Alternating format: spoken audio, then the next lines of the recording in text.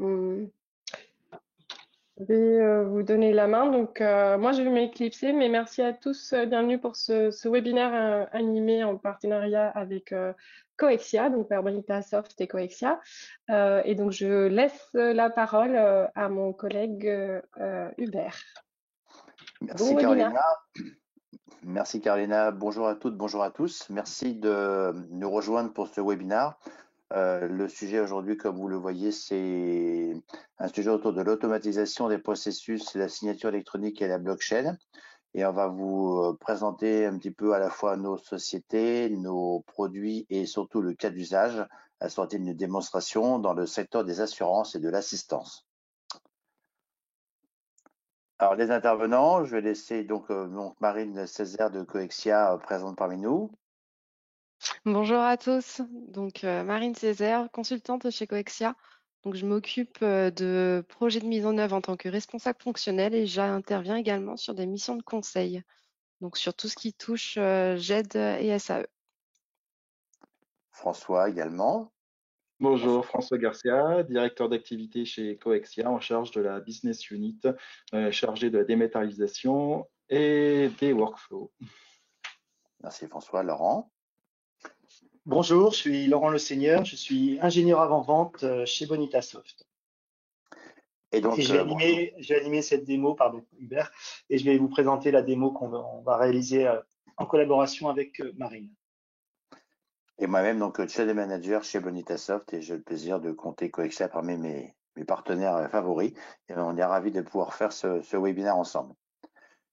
Alors, le planning, l'agenda, simple, classique mais efficace. Présentation, donc société et produits. Le cas d'usage, première partie Sladware, et puis ensuite, évidemment, ce que vous attendez certainement, la démonstration. Et on finira par des sessions de questions-réponses. J'espère que vous serez nombreux à nous en poser.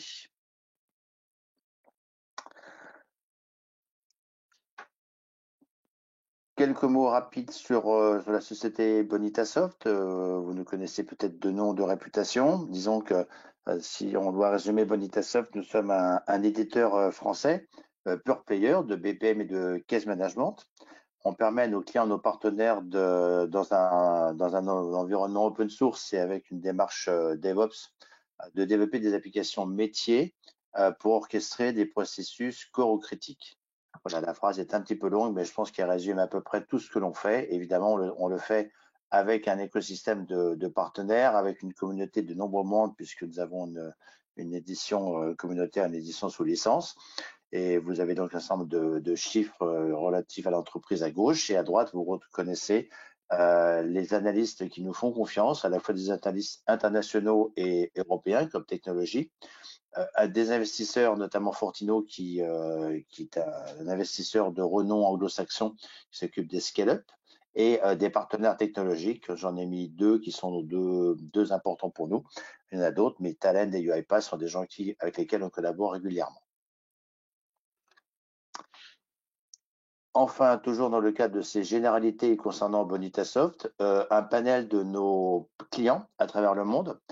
Nous sommes présents sur tous les continents. Vous voyez dans ce schéma, dans ce slide, pardon, à la fois des petits et des grands clients, à la fois des clients locaux et des clients internationaux, dans tous les secteurs d'activité. Disons simplement que nous avons une appétence ou un succès certain, notamment en banque, assurance, dans l'industrie et dans le secteur public, comme vous le voyez, et dans le secteur public sur lequel nous avons des relations avec l'UGAP et le réseau RESA également. Et aujourd'hui, on va donc se centrer sur un use case dans le domaine de l'assurance. Je vais laisser sans doute la main maintenant à François.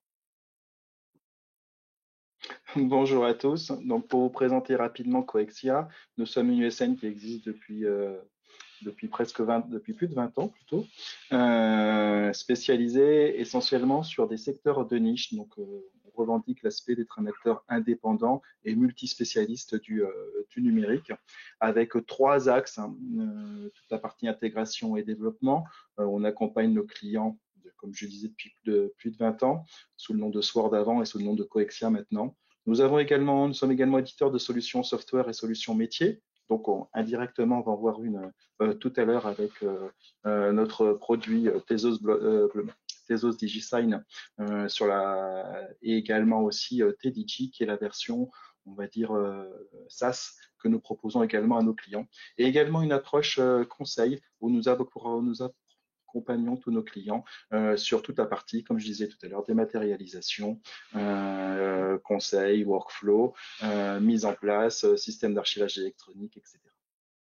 Donc, ce qui nous différencie, déjà une culture d'engagement de résultats, un accompagnement dans la durée de nos clients. Nous sommes fiers, d'après nos statistiques, d'avoir 80% de fidélité de nos clients, et c'est quelque chose qui nous tient beaucoup à cœur.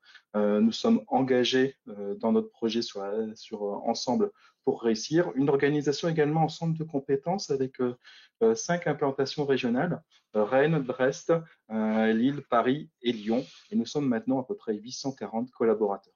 Et également, nous avons, dont Bonita est un acteur particulier, un réseau de de 50 partenaires sur les différents sujets sur lesquels nous intervenons. Pour pouvoir enchaîner sur la suite de ce webinaire, déjà, nous avons la question, donc TDG, c'est quoi? Donc, comme je disais, TDG, c'est une implémentation de la plateforme open source Tezos DigiSign, qui est disponible en mode SaaS. Donc, en termes d'approche, nous avons développé le produit open source Tezos DigiSign qui va permettre une signature numérique sur la blockchain. Et nous proposons maintenant un produit qui s'appelle TDG en mode SaaS, qui va permettre d'apporter un certain nombre de fonctionnalités supplémentaires et puis une instantiation plus facile. Le projet open source Tezos DigiSign, comme on le dit, est basé sur la blockchain Tezos. Il va pouvoir être téléchargeable et installable. Nous pouvons fournir un accompagnement dans ce cas-là, mais l'avantage de la partie SaaS de Tezos, c'est un hébergement et par rapport à ça. Donc déjà, en termes de clés, pourquoi cet aspect-là, c'est qu'aussi cette plateforme va pourquoi avoir choisi Tezos, c'est que c'est une plateforme économique et écologique, donc avec le principe de Proof of Stake pour ceux qui connaissent. Donc TDG ou Tezos DigiSign, à quoi ça s'applique? 2 contextes principaux d'usage, la certification de documents et de données, c'est un premier axe. Le deuxième axe qui est important, c'est la partie prise du consentement, et c'est un petit peu ce qu'on va voir dans la suite de la démonstration. Il faut savoir que la certification sur blockchain, maintenant avec ce qu'on a mis en place, va pouvoir être conforme à la réglementation européenne EIDAS. Donc, en termes EIDAS, il y a 3 niveaux de signature. La signature qualifiée, l'équivalent globalement du notaire. Signature avancée, on demande un certain nombre de preuves supplémentaires. Mais 80% du marché, c'est de la signature simple. Et c'est sur cet aspect-là qu'on va pouvoir répondre avec la blockchain TDG, avec 2 axes principaux. Une certification qui est basée sur la blockchain, donc avec un aspect partagé, un aspect distribué qui augmente toute la partie justement validation, et surtout un aspect intéressant qui est tout un aspect économique, puisque la certification sur blockchain, par différents accès, donc soit en intrinsèque, soit par le fait qu'on va pouvoir massifier une signature de document, va être beaucoup plus économique qu'une signature traditionnelle, avec le même niveau de garantie sur la signature simple. L'intérêt sur cette approche-là, c'est que vous allez pouvoir signer un ensemble de documents qu'on ne signait pas forcément avant. Les entretiens de carrière, la partie, on va dire, feuille de congé, on avait une signature papier.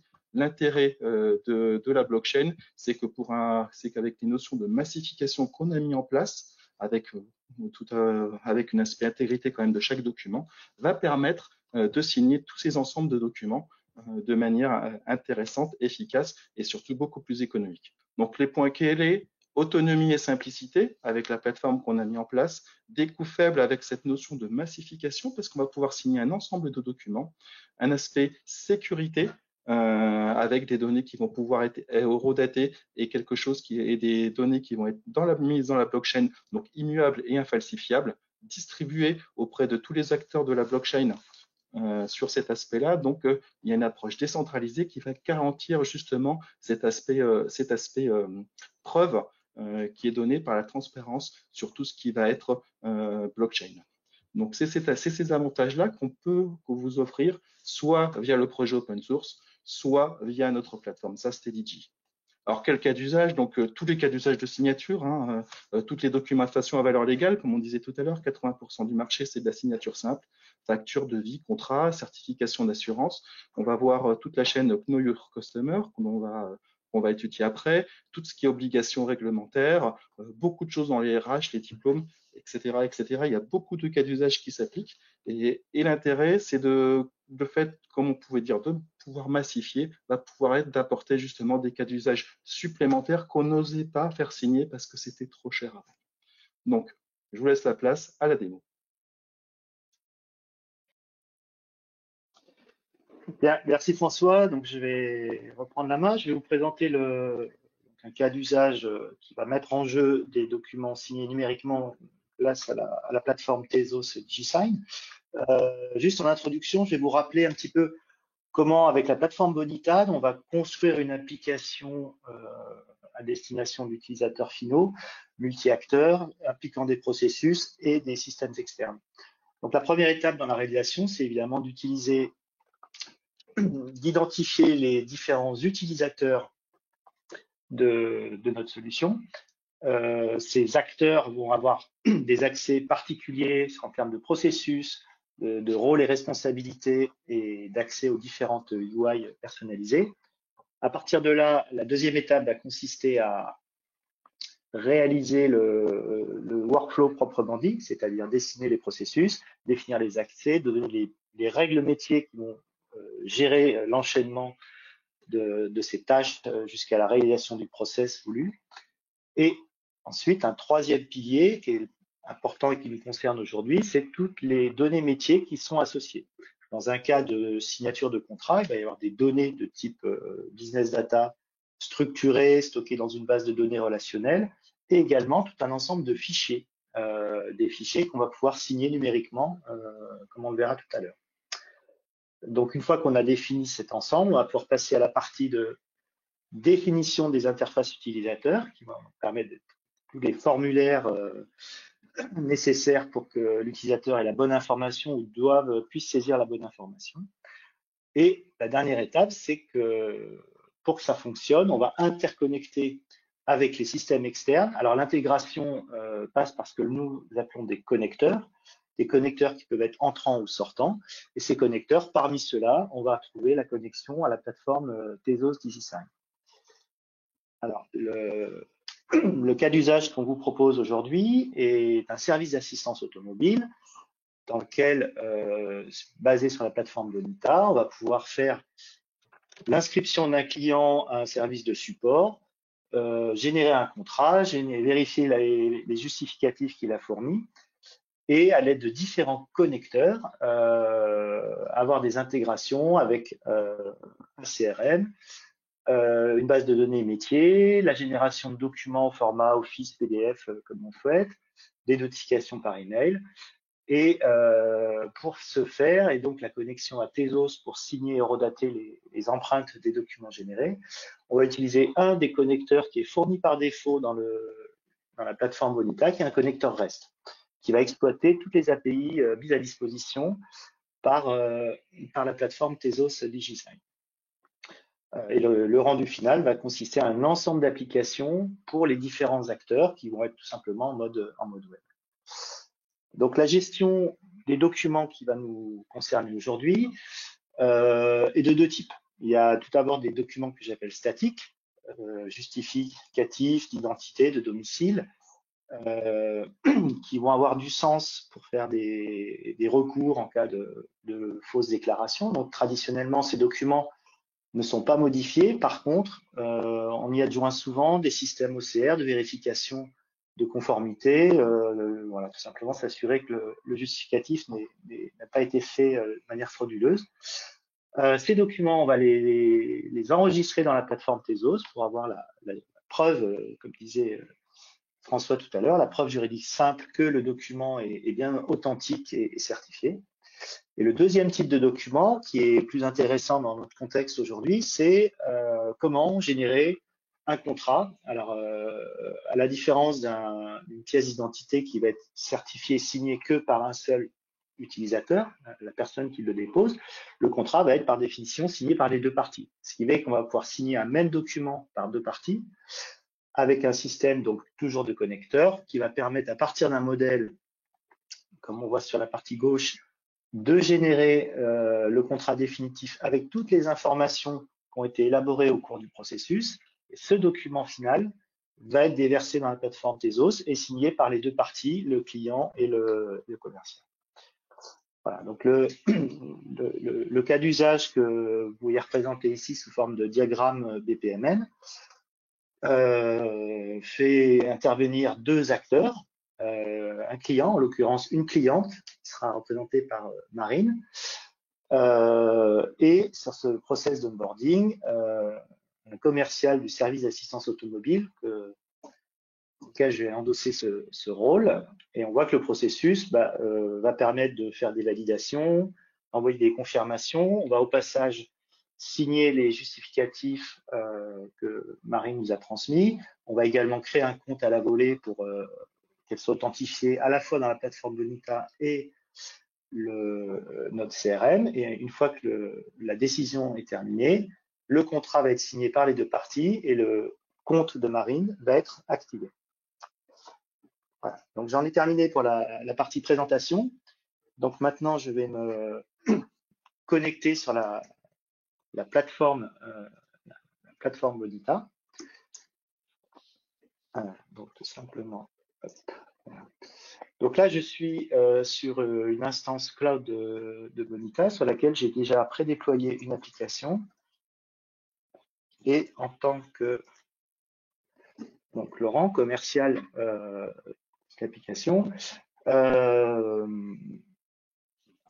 j'ai accès à différentes applications disponibles. Les deux premières sont fournies par défaut par Bonitasoft, portail d'administration utilisateur.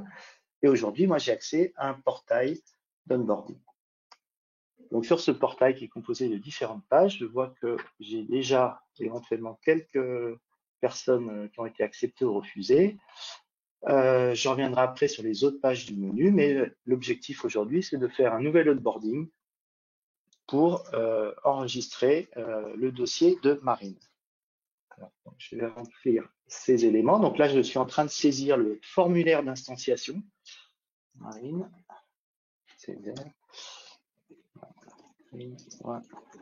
je tape son email qui va être important parce qu'il va servir pour la justification de son identité. Marine.césaire.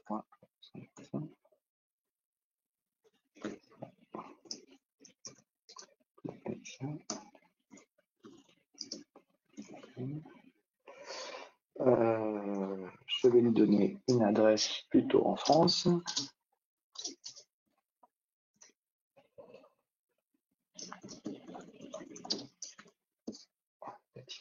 Je vais considérer que Marine habite à Annecy.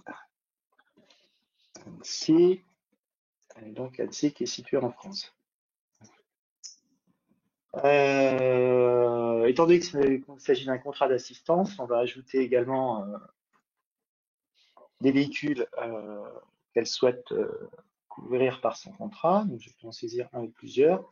Donc là, on voit qu'on utilise des systèmes d'autocomplete basés sur des appels sur une base de données de véhicules qu'on a pré-renseignés. Ce type de service existe dans tous les pays, donc on va pouvoir retrouver à partir de la plaque d'immatriculation l'ensemble des véhicules. Et ensuite, Marine va devoir saisir deux documents justificatifs, une carte d'identité. Voilà. En l'occurrence, ce sont des documents factices et son permis de conduire. Voilà. Donc à partir de ce moment-là, j'ai renseigné tous les champs, le bouton soumission devient actif, je peux démarrer mon cas. Démarrer mon cas, ça veut dire que le dossier de Marine est en cours. Je vois qu'ici, sur les différentes étapes qu'on a définies, il est en cours de validation et qu'à ce stade, je peux ici avoir un aperçu du déroulé du process que je vous ai montré précédemment. On voit que les tâches de confirmation de son email qui est affectée à Marine puisque c'est pour elle qu'on a fait ce. on va retrouver également les différents champs que j'ai saisis Donc là, je vais passer la main à Marine. Alors, Marine, tu vas nous dire. Voilà. Alors, du coup, de mon côté, j'ai reçu le mail de confirmation. Hop, alors, boîte de réception. Alors, est-ce qu'on voit bien cet email?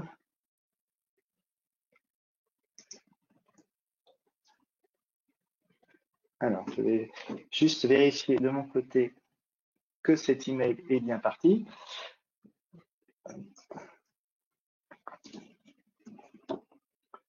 Hop, je vais me connecter là. Je peux également m'assurer qu'il n'y a pas d'erreur sur mon connecteur. Donc là, je peux simplement aller vérifier. Oui. Il y a une petite erreur sur l'adresse mail. Ah, je me suis trompé. Voilà.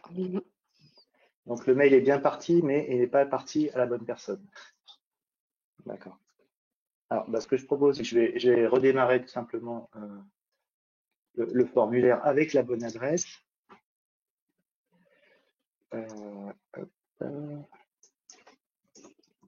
Voilà. Minuscule. Je m'excuse de cette erreur de frappe. Vert. Donc, Marine, tu peux me confirmer ton email? C'est bien marine. Marine.césaire.coexia @gmail.com. Voilà. Bon, je remets vite fait son adresse. Donc,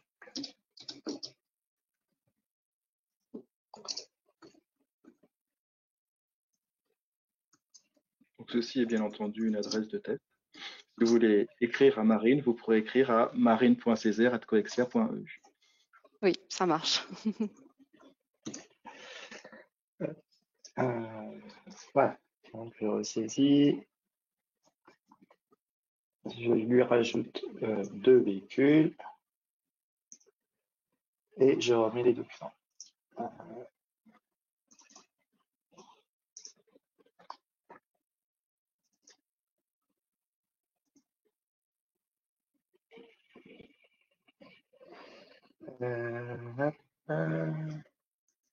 Alors, je vais mettre 2. Voilà.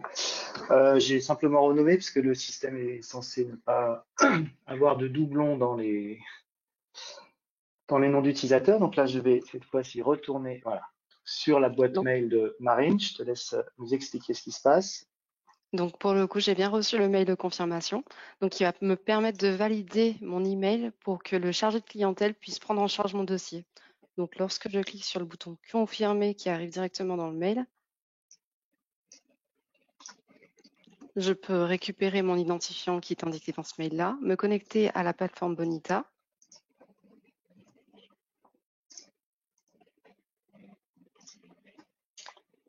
Et j'ai la preuve que mon enregistrement a été accompli. Donc, la mise à jour sera faite du côté du chargé de clientèle. Donc, Laurent peut vous montrer la suite du processus.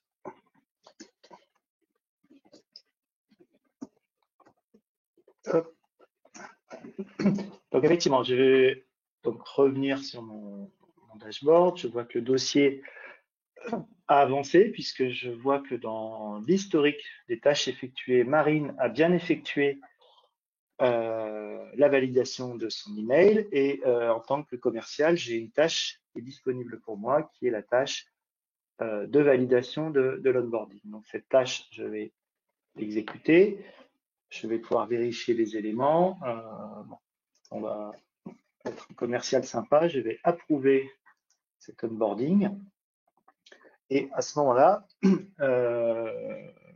l'étape qui s'est déroulée de manière de type tâche automatique, c'est que le dossier de Marine, le contrat a été généré et Marine, nous allons retourner sur sa boîte mail, va recevoir une deuxième notification. Voilà, donc sur ma boîte mail, je vais recevoir mon contrat que je vais pouvoir signer. Donc, toujours sur le même formalisme de mail, je peux cliquer sur confirmer et j'ai mon contrat en pièce jointe également.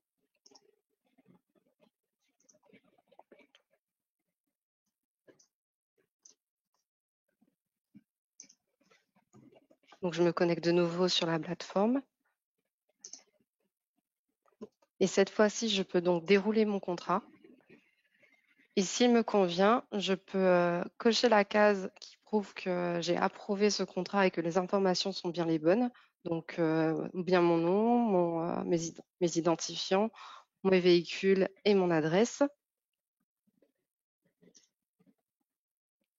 Donc, j'approuve le contrat et je soumets ma demande.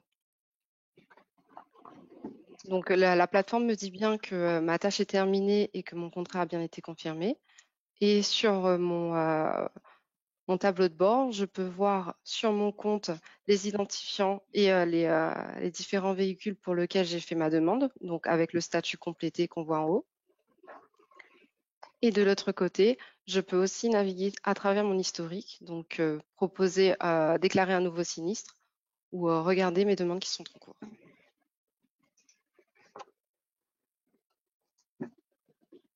Voilà, donc merci Marine. Donc effectivement maintenant si j'actualise mon dashboard en tant que commercial, je vois que la candidature de Marine a été acceptée. Donc ce dossier est complet, donc elle est cliente de plein droit et donc effectivement l'historique s'est enrichi avec différentes tâches et on va voir également que des documents que Marine a signés sont disponibles, son permis de conduire, sa carte d'identité, le contrat. Et effectivement, lors de ces tâches qui ont été exécutées, nous avons effectué l'appel au service REST grâce à notre connecteur pour la signature électronique du contrat. Donc, on a ici sur ce petit panneau l'ensemble des actions qui ont été réalisées.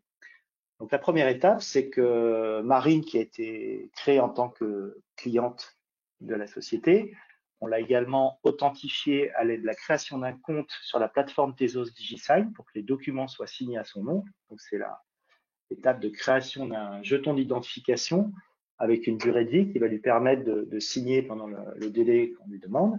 Et ensuite, on voit que pour les deux documents, on a fait à la fois la signature du document et ensuite ce qu'on appelle la vérification, c'est-à-dire s'assurer que le document était bien inséré. On reviendra plus tard sur cette étape. Et ensuite, lors de la phase de signature du contrat, avec tous les éléments de Marine, à mon tour, en tant que commercial, voilà, je crée un token me permettant de signer pour mon compte le document. Et Marine, lorsqu'elle a reçu son contrat à signer, elle a fait la même chose avec le même document. C'est important puisque c'est bien l'empreinte numérique du document qui va permettre de s'assurer qu'il est authentique, qu'il n'a pas été altéré. Voilà. Donc là, on a vu un petit peu comment on pouvait élaborer de manière simple un contrat, le signer grâce à un processus et l'authentifier dans la plateforme Tezos. Avant de repasser la main à François pour qu'il nous explique un petit peu ce qui s'est passé du côté de la plateforme Tezos DigiSign, on peut voir que grâce à l'ensemble des API utilisables par mise à disposition, la plateforme Bonita peut les exploiter et avoir des informations cette fois qui ne sont pas métiers mais qui vont être plus techniques, qui vont permettre éventuellement de faire des rapports, des statistiques et de s'assurer simplement avec les appels API qu'on a bien créé un token. On va retrouver le compte, l'ID du compte au sein de la plateforme Tezos. On voit également qu'on a demandé la signature donc avec un identifiant de job. Un job peut être mono multi-fichier en termes de signature. On a pu rajouter des métadonnées liées à Bonita, c'est-à-dire que le numéro de dossier qui figure ici, c'est un numéro de dossier interne chez Bonita. On voit que j'ai rajouté un champ customer, qui est le client final. Alors ça, c'est un exemple précédent. Et on voit que le signataire, c'est bien moi. Donc ça, cet appel est suivi d'un troisième appel, qui est le check de ce job. Et ce qui va constituer l'élément de preuve qu'on va pouvoir présenter, c'est ce que la plateforme Tezos s'appelle le proof file. Donc ce put file contient simplement tous les identifiants générés uniques qui vont être la preuve que ce document a bien été inséré dans la blockchain et donc qu'il est pas voilà, qu'il est bien authentique. Voilà, François, si tu veux peut-être voilà, prendre la présentation pour nous montrer ce qui est un petit peu de l'autre côté du rideau. Yes. On va te désigner présentateur. Tout à fait. Donc, normalement, vous devez voir mon écran, je suppose. Tu me confirmes, Laurent? Oui, c'est bien. Bon, parfait. Donc, alors, c'est une plateforme de test. Donc là, l'idée, c'était de voir un petit peu l'aspect back-office, un petit peu de cet aspect-là. Donc là, c'est une plateforme de test sur la plateforme Tezos DigiSign, donc notre projet open source. Donc, il contient déjà tout ce qu'il faut pour faire un premier niveau de signature. Alors, comme c'est une plateforme de test, il y a quelques éléments qui ont été le test, mais je retrouve bien l'information de Marine, donc sous forme de job qui a été signé. Et donc, si je vais dans les détails du job sur la partie transaction qui a été validée, je peux, de la même manière que ce que vous a montré Laurent de son côté, accéder donc à l'enregistrement avec le job qui est lié. Donc là, pour les besoins de la démonstration, on a choisi de faire une signature unique du document, mais on pourrait massifier et envoyer, tout en gardant cet aspect que le document est intègre, garder tous ces aspects intégrité. Donc, derrière, ça se passe avec des éléments techniques qui s'appellent un arbre de Merkle typiquement, mais on pourrait envoyer un certain nombre de documents à signer en même temps, et on peut le faire également de manière différée. C'est-à-dire qu'on peut, on va dire, engranger un certain nombre de documents pour les signer en un coup. Et à chaque fois, on pourra garder quand même la trace. Chaque document est enregistré au niveau du hash et de certaines informations au niveau de la blockchain, qui fait que avec un seul enregistrement, on va pouvoir valider un certain nombre de documents tout en validant l'intégralité totale de la transaction et le fait de pouvoir conserver cette intégrité unitaire. Et donc, associé à ce document, j'ai ce fameux fichier de preuve qui est lié à un smart contract qu'on a mis en place sur la blockchain. Et ce fichier de preuve va contenir l'ensemble des informations de la transaction et qui sont liées au document. Et donc, je retrouve les informations qu'on a vues, la signature, Marine de Césaire, envoyée par Laurent. Et surtout, ce qui est particulièrement intéressant, c'est que je vais pouvoir voir qu'est-ce qui a été enregistré, comment ça a été enregistré dans la blockchain Tezos. Donc, de la même manière, ici, on est sur une blockchain Tezos. Donc là, on a basculé sur Tezos. Donc, je répète, blockchain française et publique. Et donc, là-dessus, on retrouve la trace de notre enregistrement.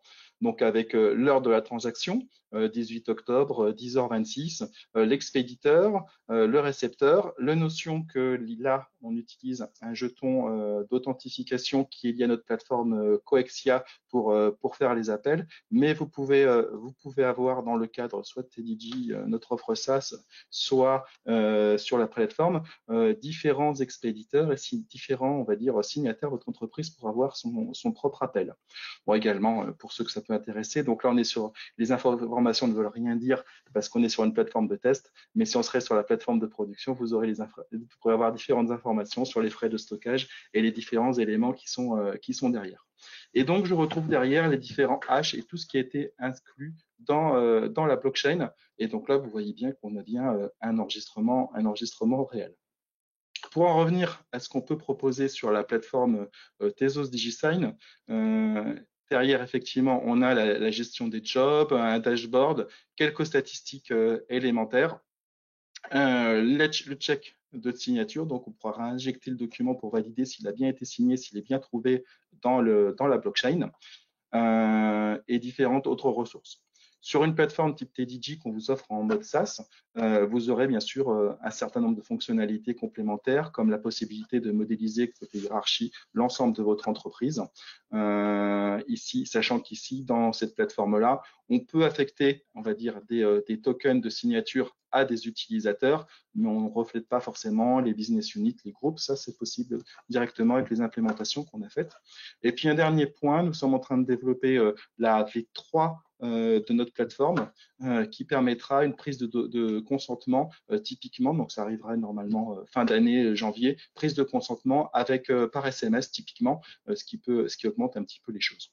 Donc l'idée, c'était de vous montrer donc effectivement ce lien entre l'outil de workflow et puis une partie signature avec tout cet aspect enregistrement blockchain, l'alliance de ces deux technologies, donc par des sociétés, je répète, françaises et en projet open source.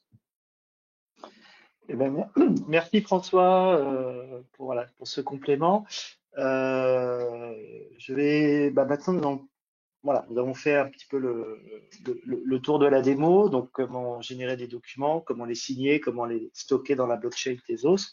Donc je vous propose qu'on passe à la phase de questions. Donc pour ceci, comme l'a dit Carolina, vous avez un chat à votre disposition pour poser vos questions. Et en fonction des interlocuteurs, je passerai la main aux bonnes personnes. Voilà.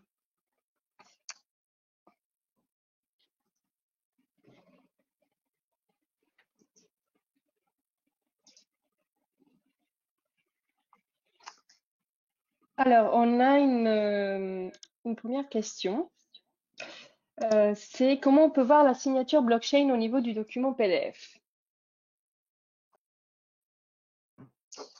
Alors, je vais faire un premier élément de réponse et je crois que François va compléter. Dans ces systèmes de blockchain, sur le document PDF, ce qu'on transmet à la plateforme Tezos, c'est ce qu'on appelle l'empreinte du document. C'est sa représentation avec un hash unique. C'est bien cette empreinte que l'on transmet. C'est-à-dire que si la question c'est y a-t-il un petit tampon sur le document PDF, dans ce qu'on vous a montré aujourd'hui, il n'y est pas. Et je laisse François compléter parce qu'il y sera bientôt. Tout à fait. Donc, on a des évolutions prévues pour pouvoir faire une inclusion du document avec deux aspects. Quand je parlais de l'évolution prise de consentement, on a également cet aspect de pouvoir voir le document avec une signature inclue, donc sous la forme PADES, pour ceux qui connaissent sur cet aspect-là, et également le fait de pouvoir saisir une signature manuscrite qui sera mise. Ça n'a pas de valeur, mais l'idée, c'est de mettre en image la signature électronique qui sera incluse dans le document. Actuellement, sur la plateforme que vous avez déjà actuellement, vous avez quand même l'équivalent de ce qu'on appelle un XADES, c'est-à-dire que vous avez le fichier de preuve avec le document et quand on le valide dans la blockchain avec une interface dédiée que je pourrais vous montrer rapidement, mais elle est publique, on pourrait vous partager l'accès à notre plateforme de test, le cas échéant, vous permettre de valider le document et de valider qu'il a été intégré dans la blockchain soit avec le fichier de preuve, soit avec le document lui-même. Et donc, comme il s'agit d'une blockchain publique, tout le monde peut valider cette intégrité documentaire. Merci François. Valentina, Carolina, s'il y a d'autres questions? Non, pour l'instant, je ne vois pas d'autres questions. Est-ce qu'il y a d'autres questions?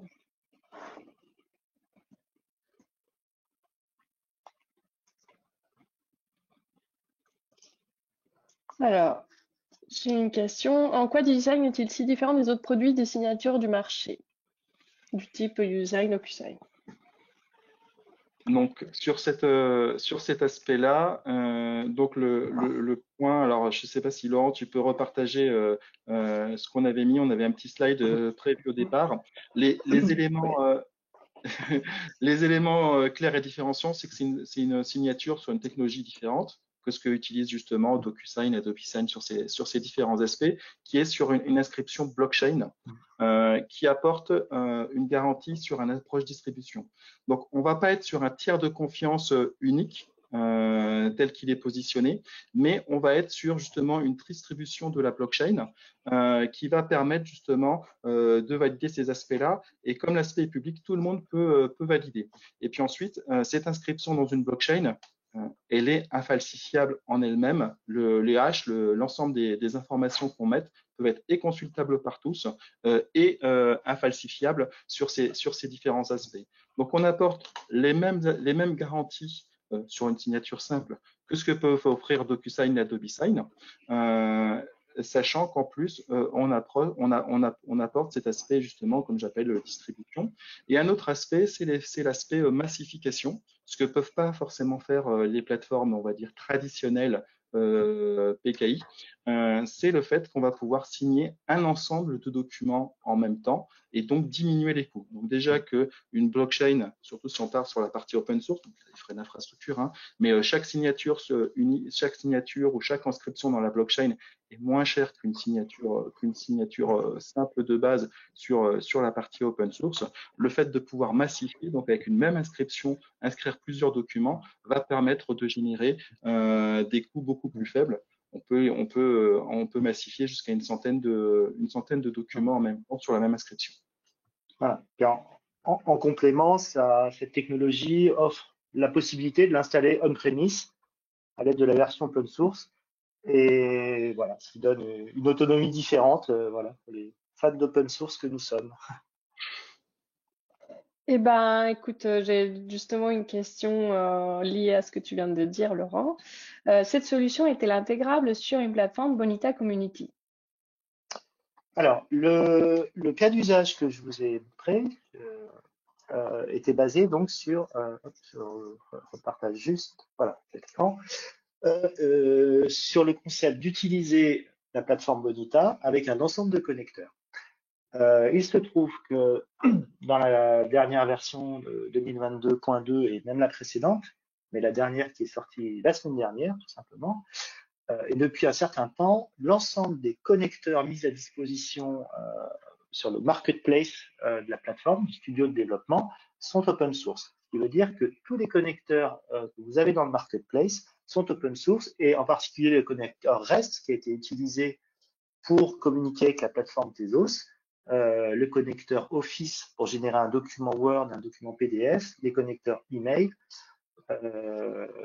et Salesforce, on se connecte dessus avec un connecteur dédié, mais qui est présent également.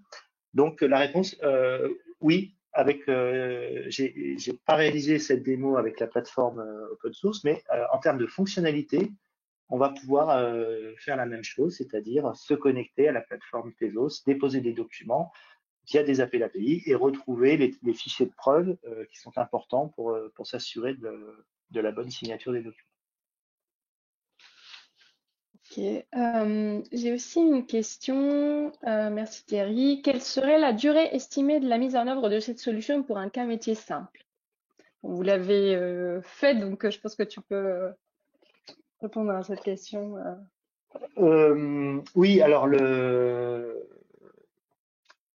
quelle est la durée? En fait, si on sépare un petit peu en deux phases, hein, puisque la première phase va être de réaliser le process en lui-même, ou qui est peut-être déjà existant, puisque souvent le cas d'usage, c'est avoir un processus qui génère des documents sur lesquels on souhaite rajouter une couche de signature. Dans ce cas-là, la manière, et c'est exactement la manière dont j'ai procédé, c'est-à-dire que j'ai pris une démonstration existante dans notre showroom chez Bonitasoft, à laquelle j'ai greffé la partie de signature. Donc, je dirais qu'en termes de réalisation, qu'est-ce que j'ai fait? J'ai rajouté une étape qui va être l'appel d'un sous-processus. Je passe les identifiants du document à signer au sous-processus. Le sous-processus va lui-même, grâce au connecteur REST, appeler la plateforme Tezos, récupérer les fichiers de preuve, récupérer les différents éléments qu'on va stocker pour historisation dans notre business data model. C'est ce que vous avez vu à l'écran quand on voit l'historique des signatures DigiSign. Et après, ce sous-process, une fois qu'il est terminé, il rend la main au processus principal qui existait déjà. Donc, si je résume, ça peut être très rapide à mettre en œuvre. De plus, pour aller plus vite encore, la plateforme Tezos propose toute une interface Swagger avec tout l'ensemble des API disponibles, que ce soit pour la création des tokens comme j'ai utilisé, la signature de documents simples et multiples, l'ajout de métadonnées dans les fichiers comme les numéros de clients, les références Bonita, etc. Donc, grâce à cette combinaison, on peut aller très vite pour prototyper un process complet tel que je vous l'ai présenté et qui s'appuie sur un existant. Donc là, je ne vais pas parler du temps de réalisation du processus principal en lui-même, puisque ça dépend de votre cas métier, quoi. Mais simplement sur la partie Tezos, avec l'ajout d'un simple sous-processus, on va pouvoir gérer ça. Alors, j'ai une question. Bonjour, on pourra recevoir la présentation par email et le processus Bonita. Alors, moi, je réponds pour la partie présentation. Évidemment, vous recevrez les slides de la présentation dans les jours qui suivent. Après, pour la partie processus, je pense que c'est la modélisation du processus que tu as fait. Laurent, je te laisse répondre. Oui, alors il n'y a pas de souci pour mettre à disposition le processus. Je pense que je verrai avec Carolina pour qu'on mette ça sur notre plateforme, sur le forum communautaire de Bonita. C'est ce qu'on fait généralement après les webinaires, on met à disposition le contenu. Si on réalise les connecteurs custom, on les met ici. Mais en l'occurrence, je mettrai à disposition le processus dans son intégralité, sachant que pour qu'il soit fonctionnel, j'ai utilisé les ressources de Coexia pour me connecter sur une plateforme déjà existante et paramétrée. Dans votre cas, il faudra soit l'installer on-premise en partant de la version open source, mais en tout cas, fonctionnellement, vous verrez au moins le connecteur et comment configurer ce connecteur pour appeler avec les différents documents. Voilà. Et ainsi que la présentation, bien sûr, on vous enverra tout ça. Et bien sûr, comme à chaque fois, vous aurez accès au replay de cet événement. Donc voilà, vous pourrez revoir en step by step. Alors, est-ce qu'il y a d'autres questions? Pour l'instant, je ne vois pas. Attends peut-être une petite minute, voir s'il y a d'autres questions.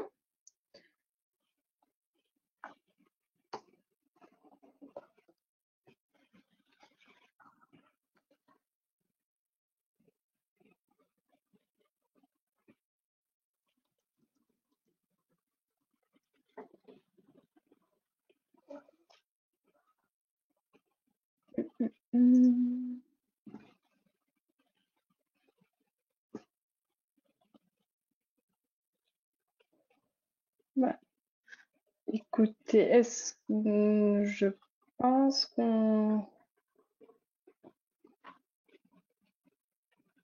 Alors, est-ce que vous avez des compléments peut-être d'infos à donner, d'autres choses que vous vouliez dire avant de nous quitter? Hubert, Laurent, François, Marine. Je pense que moi, on a fait à peu près le tour, sachant qu'on reste joignable après pour des compléments plus techniques, parce que j'ai volontairement fait le choix de ne pas rentrer dans les détails d'implémentation technique, mais comme il y a eu quelques questions là-dessus, voilà, on peut reprendre contact ultérieurement. Je sais pas, François, Marine, Hubert, je vous laisse pour faire le mot de la fin. Donc, je laisserai le mot de la fin Hubert qui a introduit le webinaire, mais juste que, comme le disait Laurent, nous sommes disponibles pour des questions, que ce soit sur la partie intégration, paramétrage, mise à disposition de la plateforme open source ou de notre plateforme SaaS. N'hésitez pas, voir une démo sur des cas plus particuliers. Nous sommes à votre disposition.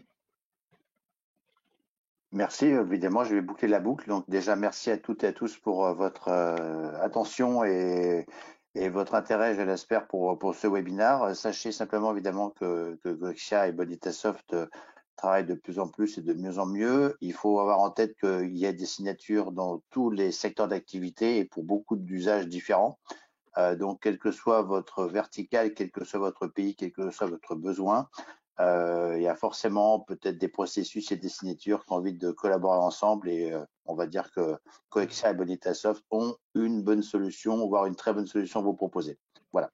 On reste évidemment en individuel à votre disposition pour revenir au cas où vous auriez des besoins spécifiques à nous partager pour vos projets.